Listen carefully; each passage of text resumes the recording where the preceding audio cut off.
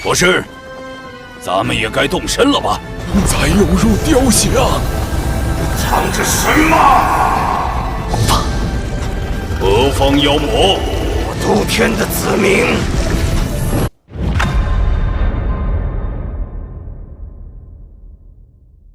Melanjutkan dari alur cerita spoiler episode sebelumnya, terlihat Xu Shenghua tampak bingung lalu berkata, "Selain memiliki identitas sebagai kaisar manusia, Anda juga merupakan guru pemujaan kultus suci surgawi. Tentu saja aku pernah mendengarnya. Mengapa saudara Qin menanyakan hal itu?" Qin Mu tersenyum cerah kepadanya. "Jika saudara Xu bersedia bergabung dengan kultus suci surgawi kami, maka kau tidak perlu membayar kembali biaya pengobatan. Walaupun aku adalah kaisar manusia, aku juga merupakan pemimpin kultus suci surgawi. Balai Kaisar Manusia memang memiliki permusuhan mendalam dengan surga tinggi, tetapi kultus suci surgawi tidak. Bukan? Jika saudara Xu bergabung, ini akan menjadi situasi saling menguntungkan." Yu Liu dan Jing Yan menampakkan ekspresi aneh. Tindakan Kaisar Manusia ini benar-benar di luar dugaan dan sama sekali tidak terikat oleh aturan. Surga tinggi dan Balai Kaisar Manusia adalah musuh bebuyutan, namun dia justru mengundang musuhnya untuk bergabung dengan kultus suci surgawi. Dalam hati, Jing Yan berpikir, jangan-jangan Kaisar Manusia ini benar-benar mengira bahwa 9 mangkuk mie dan sedikit perawatan bisa membuat Tuan Muda Xu bergabung dengan kultusnya? Haruskah aku menyebutnya polos atau justru licik? Xu Shenghua terdiam sejenak, lalu berkata, "Saudara Qin, jangan bercanda, jangan khawatir. Aku akan membalas budi ini secepat mungkin." Qin Mu memang tidak terlalu berharap Xu Shenghua akan setuju. Walaupun kultus suci surgawi tidak secara terbuka bermusuhan dengan surga tinggi, penebang kayu suci dari kultus suci surgawi dan Kaisar Manusia, generasi pertama dari Balai Kaisar Manusia, sama-sama berasal dari era Kaisar pendiri. Tujuan mereka sejatinya sama, hanya jalan yang ditempuh berbeda. Balai Kaisar Manusia memilih perjuangan dan perlawanan, sementara kultus suci surgawi mengandalkan filosofi rakyat jelata untuk mendorong dunia menuju perubahan. Namun, tujuan akhir kedua kekuatan suci itu tetap sama, yaitu menggulingkan pemerintahan para dewa dan membangun dunia yang sesuai dengan kehendak manusia. Karena itulah, filosofi mereka secara alami bertentangan dengan surga tinggi. Banyak praktisi seni surgawi keluar dari pabrik penempaan. Mereka mengalirkan energi vital dan mengangkat komponen-komponen raksasa ke udara. Dengan tubuh melayang, Qin Mu berjalan di langit, menyesuaikan posisi setiap bagian. Walaupun itu hanya fondasi meriam dewa penembus matahari, pola formasinya sangat rumit, terutama 56 tungku pil yang dirancang sendiri oleh Qin Mu. Masing-masing berukuran besar dan mustahil ditempa sebagai satu kesatuan. Setiap tungku harus dirakit dari lebih dari 100 komponen. Dan setiap garis formasi tidak boleh mengalami kesalahan sekecil apapun. Qin Mu menggunakan struktur duri. Dengan struktur ini, komponen tidak perlu dipalu. Selama terkunci dengan benar, hasilnya akan sangat kokoh dan mampu menahan benturan dahsyat. Bahkan jika meriam dewa penembus matahari rusak di medan perang, bagian yang hancur dapat dilepas dan diganti dengan cepat. Setelah diganti, meriam itu bisa langsung digunakan kembali tanpa penurunan kekuatan. Saat fondasi meriam dirakit, banyak pejabat berkumpul di luar pabrik. Kaisar Yan Feng juga hadir secara pribadi. Jelas bahwa ia sangat menaruh perhatian pada senjata ini. Struktur duri pengawas Qin juga bisa diterapkan pada senjata roh dan kapal terbang di medan perang, ujar Kaisar Yan Feng sambil memuji. Aku rasa teknik ini bisa dipopulerkan ke seluruh pasukan. Jika pedang terbang dan kapal terbang dibuat dengan struktur ini, kerugian perang akan berkurang drastis. Menteri Kementerian Pekerjaan mengangguk, namun penempaan strukturnya cukup sulit. Dengan pabrik baru rancangan pengawas Qin, itu bukan masalah, jawab Kaisar Yan Feng setelah merenung sejenak. Jika kita memproduksi komponen cadangan dalam jumlah besar, bahkan perang skala besar pun tidak akan menyebabkan kerugian besar. Kementerian Pekerjaan harus mempelajari dan menyebarkan metode ini. Tak lama kemudian, Qin Mu memerintahkan penggabungan inti. Ratusan praktisi menghubungkan komponen pusat hingga terbentuk sebuah piringan melingkar dengan luas 6 are. Kanselir Ba Shan, yang baru kembali dari garis depan utara, maju. Dengan kedua tangan terangkat, ia menggunakan kekuatan sihirnya untuk mengangkat piringan raksasa itu. Praktisi lain terus menambahkan komponen sesuai angka yang dibacakan. Piringan itu semakin besar dan semakin tebal. Saat hampir 10.000 komponen terpasang, kaki Kanselir Bashan mulai bergetar. Gulinuan segera maju membantu. Bersama-sama, mereka menopang piringan yang kini telah mencapai luas 27 are. Ketika jumlah komponen mencapai 27.000, fondasi raksasa dengan luas 66 are akhirnya terbentuk. 4 praktisi tingkat pemimpin sekte menggunakan kekuatan sihir mereka untuk menopang fondasi itu di udara.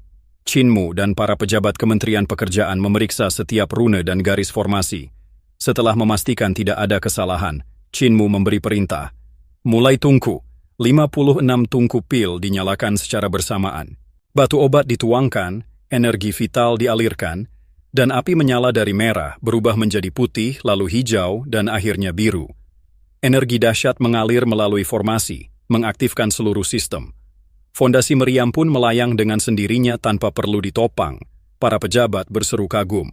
Kerajinan surgawi yang luar biasa. Namun, wajah Kaisar Yanfeng tampak kaku. Hanya untuk menguji tungku pil saja, jumlah batu obat yang dikonsumsi setara dengan biaya perang skala menengah.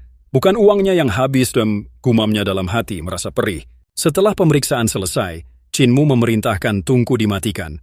Fondasi raksasa perlahan mendarat, menimbulkan hembusan angin besar yang membuat pakaian semua orang berkibar.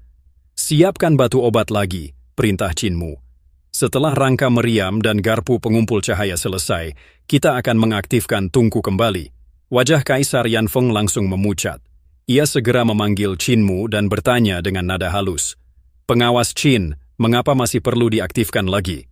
Chinmu menjawab dengan tenang. Komponen meriam Dewa Penembus Matahari terlalu banyak. Setelah rangka selesai, perlu pengujian ulang untuk memastikan tidak ada kesalahan. Berapa kali lagi? Tanya Kaisar Yanfeng. Jika lancar, 2 atau 3 kali cukup. Jika ada masalah, terutama di bagian mata surgawi yang menggunakan struktur duri 3 dimensi, mungkin perlu lebih banyak. Namun saya akan mengusahakan agar tidak lebih dari 10 kali. Kaisar Yanfeng tersenyum kaku. Kalau begitu, aku tidak akan datang lagi. Kalian selesaikan saja. Ia pun pergi dengan langkah gemetar. Xu Shenghua menatap fondasi raksasa itu dengan wajah muram.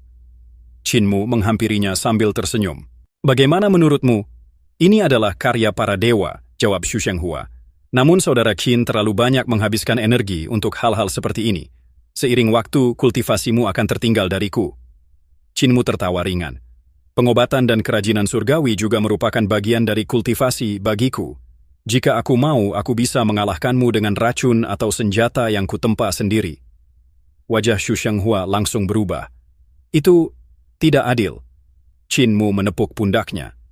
Kita adalah tubuh Tuan. Apapun yang kita pelajari harus kita kuasai sepenuhnya. Oh ya, biaya pengobatanmu adalah 1.000 koin kelimpahan besar. Bayar secepatnya, lalu tantang aku lagi. Xu Shenghua tertegun. Seorang gadis rubah berekor 3 segera melompat maju dan menyerahkan surat utang. Tuan muda Xu, silakan tanda tangan. Dengan linglung Xu Shenghua menandatangani. Sebulan kemudian Chinmu bertemu Xu Shenghua kembali. Namun kali ini di sebuah bengkel. Murid terunggul surga tinggi itu sudah tidak lagi tampak suci dan sempurna. Ia kini mengayunkan palu besar, menempa logam hitam dengan penuh konsentrasi.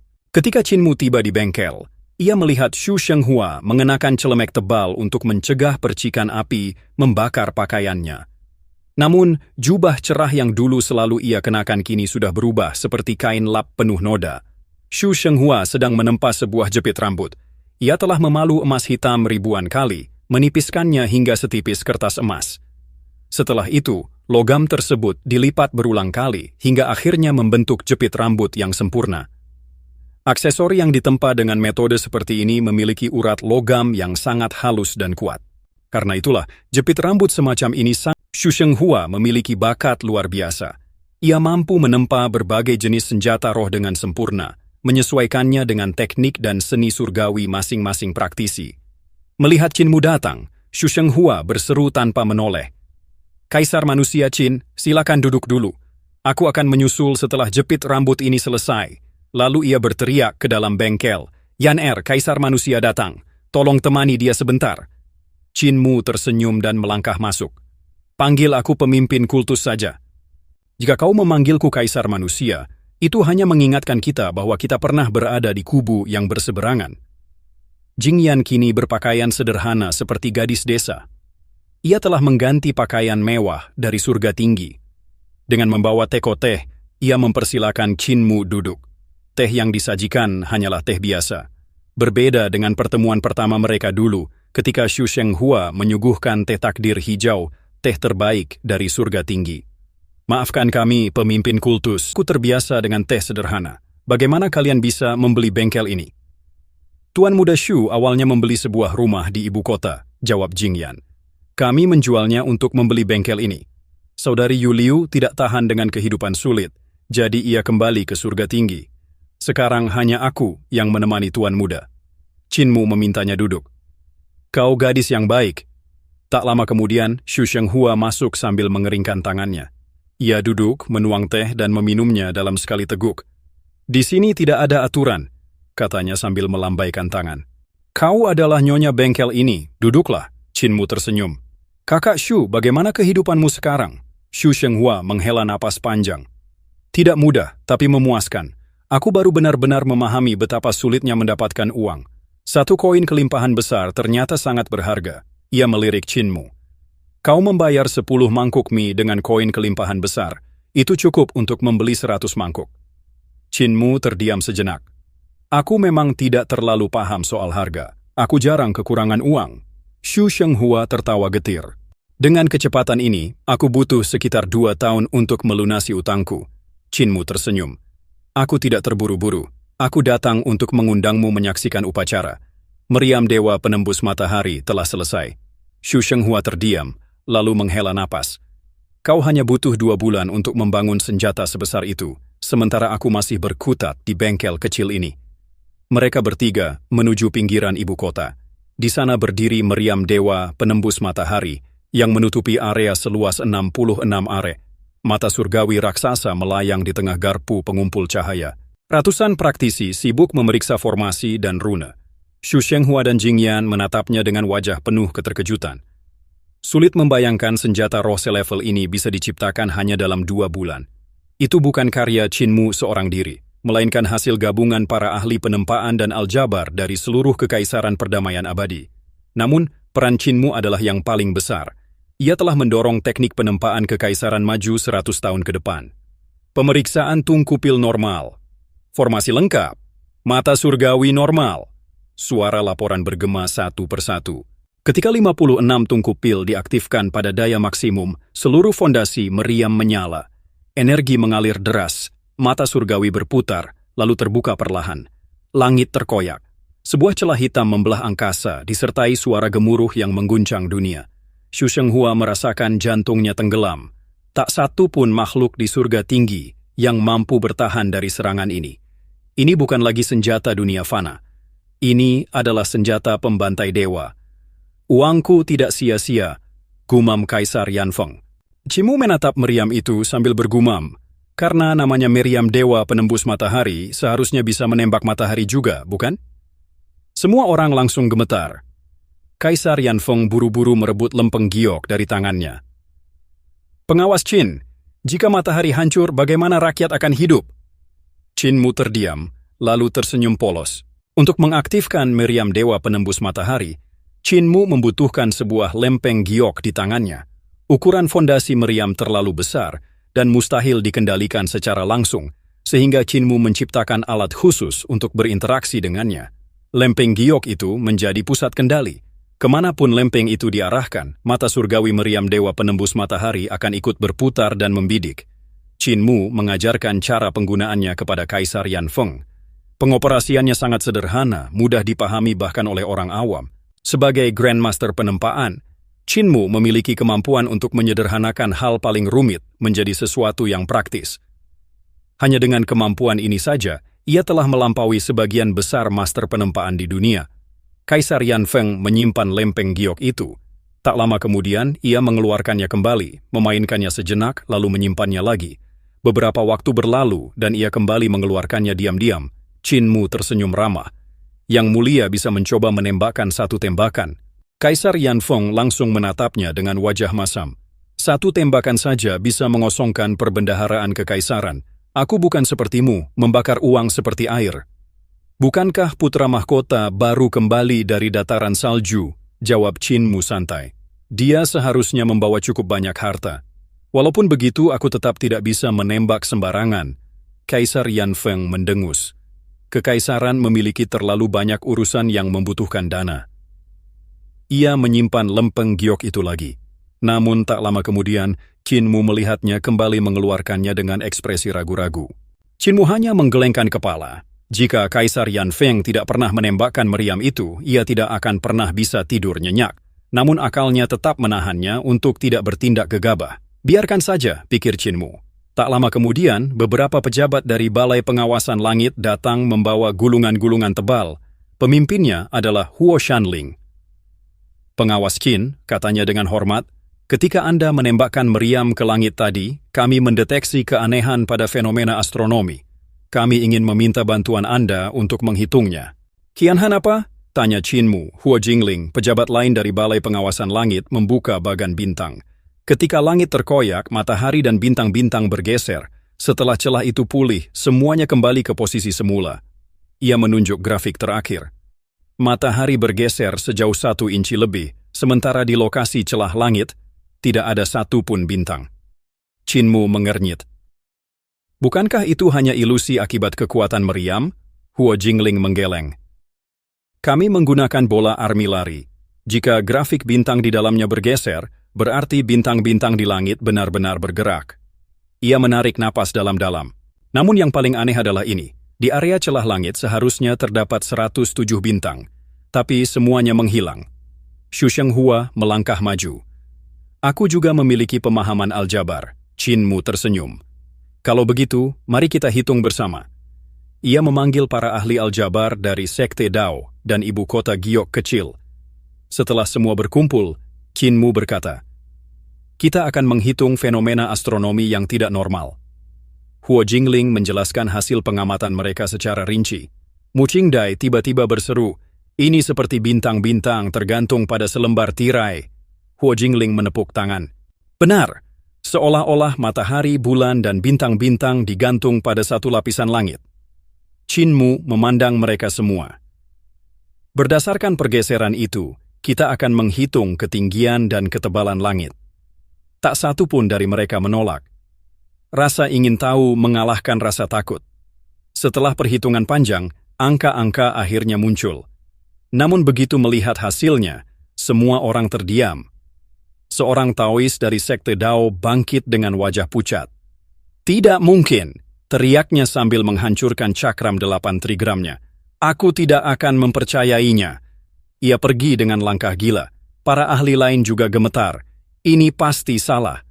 Langit tidak mungkin setipis itu. Xu Shenghua menggelengkan kepala. Jika hasil kita semua sama, berarti perhitungan ini benar. Qin Mu menatap angka itu lama sekali. Langit setinggi 10.000 li, namun ketebalannya hanya 1.000 meter. Dalam ketebalan setipis itu, terdapat matahari, bulan, dan jutaan bintang. Bagaimana mungkin? Qin Mu tiba-tiba tertawa. Tawanya semakin keras hingga air mata hampir mengalir. Kita semua, katanya terengah, adalah orang-orang yang ditinggalkan. Ia menunjuk satu persatu. Kalian, aku, dia, semuanya. Ketika jarinya menunjuk Xu Shenghua, tawanya berhenti. Wajahnya berubah dingin. Kamu juga orang yang ditinggalkan. Xu Shenghua mengangkat kepala menatap langit. Ia akhirnya mengerti. Matahari, bulan, bintang, dan galaksi, semuanya hanyalah lukisan di langit.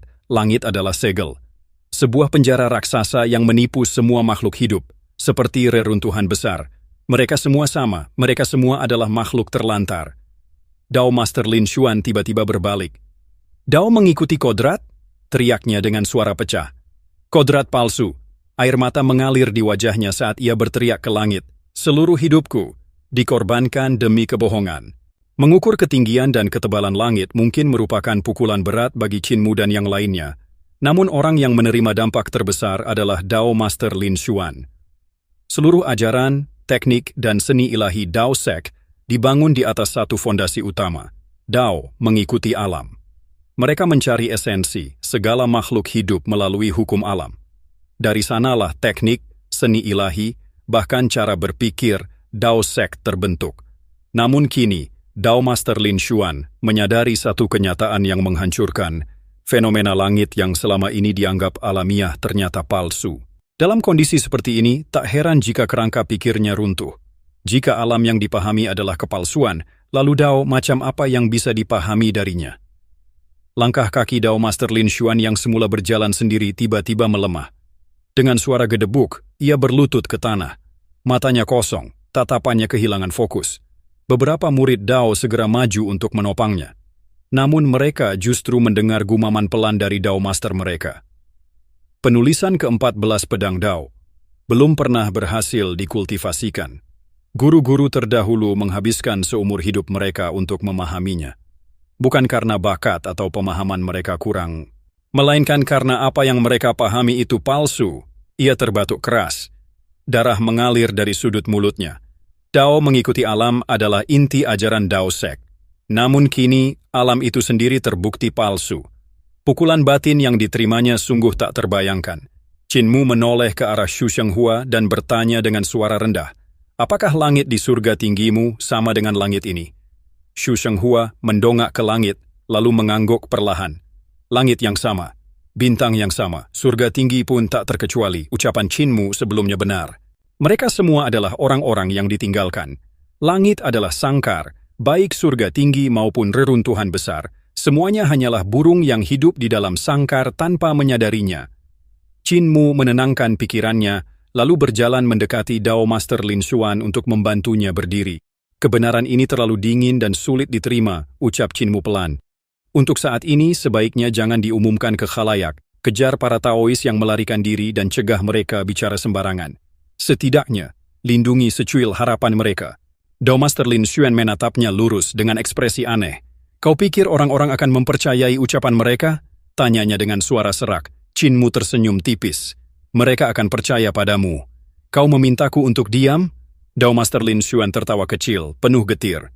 Para Dao Master terdahulu menghabiskan hidup mereka mencoba menembus pedang Dao ke-14. Mereka mengira itu puncak yang tak bisa dilampaui, tapi ternyata semua itu karena langit yang salah. Betapa mengejek. Meski memimpin tanah suci Dao Sect, ia masih muda. Emosinya tak sepenuhnya terkendali. Qin Mu menatapnya dalam-dalam. "Sekarang kau tahu di mana letak kesalahannya. Mungkin kau bisa menjadi orang pertama yang berhasil mengolah pedang Dao ke-14. Hati Dao Master Lin Xuan bergetar. "Krisis dan peluang selalu berdampingan," lanjut Qin Mu. "Orang biasa hanya melihat bahaya, orang bijak melihat peluang di baliknya. Tapi hanya mereka yang mampu yang bisa meraih peluang itu. Menurutmu, orang macam apa dirimu?" Dada Dao Master Lin Xuan naik turun hebat. Jika yang palsu sudah diketahui, maka yang harus dicari adalah yang asli. Ia menarik napas panjang. "Aku menerima sepenuhnya engkau sebagai kaisar manusia. Aku yakin, konflik antara Dao Sect dan kultus iblis surgawi akhirnya bisa diakhiri." Qin Mu mengangguk. "Aku juga berpikir demikian. Kita perlu membentuk aliansi. Suatu hari nanti, kita akan menembus langit ini." Wang Muran melangkah maju dan mengulurkan tangan. Little Jade Capital bersedia beraliansi dengan Kaisar Manusia dan Dao Sect. Qin Mu dan Dao Master Lin Xuan ikut mengulurkan tangan. Xu Shenghua pun maju. Surga Tinggi juga bersedia bergabung.